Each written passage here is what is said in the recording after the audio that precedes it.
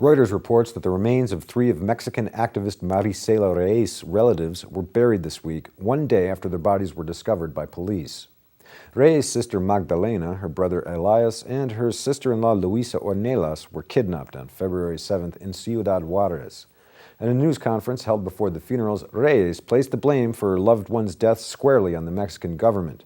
El gobierno es el responsable de todo esto. Aquí cabe mencionar que toda esa bola de cabrones son los culpables de todo esto que está pasando. Ya no hallaban cómo callarnos. The government is responsible for all this. The entire bunch are all guilty for what is happening. They couldn't find a way to shut us up, and that is why they did this. However, the government is responsible. I blame the federal and state governments for the security of our friends and everyone in my family. The nightmare began last year when two of her siblings, sister Josefina and brother Ruben, denounced abuses by the military, who they accused of violating human rights. In August of 2010, Ruben was shot to death. Earlier this year, Josefina was murdered.